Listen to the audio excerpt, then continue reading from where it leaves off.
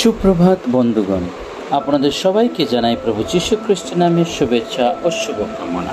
আসুন দেখি ঈশ্বর তার পবিত্র শাস্ত্র বাইবেল থেকে আজ এই প্রাতঃকাল কি বলতে চান।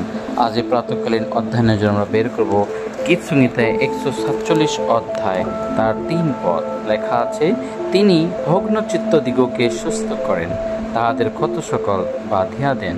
ঈশ্বর তার এই সুন্দর বাক্যে আমাদের সকলকে আশীর্বাদ যুক্ত করুক।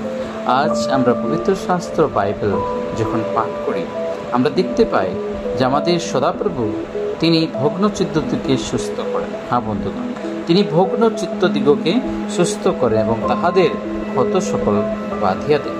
আমাদের ঈশ্বর তিনি এই পৃথিবীতে এসেছেন, তিনি আমাদের জীবনকে সুস্থ দেওয়ার জন্য, আমাদের জীবনকে উদ্ধার দেওয়ার জন্য। আমরা যদি দেখি আমাদের পুরনো পিতাদের জীবনে যদি আমরা দেখি, আমরা দেখতে পাই কত পাপ করেছেন, কত অন্যায় করেছেন, তবু প্রভু তাদেরকে ক্ষমা করে এবং তিনি আমাদের জীবনেও সেই কাজ করতে যাচ্ছেন। বন্ধুগণ, যেমন এখানে গীত সংগীত আমরা যখন পড়ি, সাধু দাউদের লেখা গীত, সাধু দাউদ বলছেন, তোমরা সদাপ্রভুর প্রশংসা করো, কেননা আমাদের ঈশ্বরের প্রশংসা গান করা উত্তম। হালেলুয়া। আমরা যেন ঈশ্বরের আরাধনা, তারই প্রশংসা, তারই জয়জয়কার, তাই জয়ধ্বনি যেন আমরা করি, কারণ তাহা মহান প্রশংসার উপযুক্ত। বন্ধুগণ, তাহা মনোহর প্রশংসার উপযুক্ত। তাই আজকে সংসারে যদি কোনো কিছু মনোহর, তা আমরা যেন প্রভুকে রাখতে পারি। সদাপ্রভু জেরুসালেম গাঁথেন, তিনি ইসরায়েলের দূরীকৃত দিগকে সংগ্রহ করেন।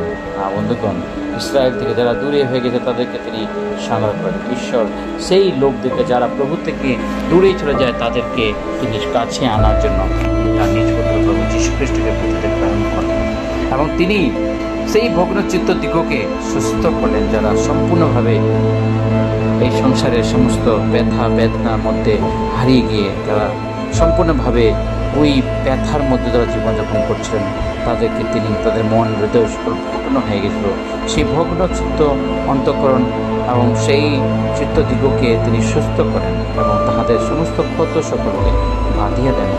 যা কিছু ক্ষত আছে সে সকল বাঁধিয়ে, যে আশা ছিল না প্রভুর কাছে কি আমরা স্বর্গে যেতে পারি, কিন্তু তিনি সেই আশা সেখানে প্রদান করেন।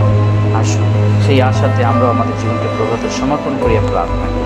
পবিত্র পবিত্র বাহিনীর সদাপ্রভু তোমায় মহান ধন্যবাদ। আজকে সুন্দর প্রাতঃকালের জন্য ধন্যবাদ। আজকে প্রাত থেকে সারাটা দিন তোমাদের সঙ্গে সঙ্গে থাকবো, সমস্ত অমঙ্গল দেওয়াতে রক্ষা করো, তোমার পবিত্রতা তোমাদের পরিচয় করো।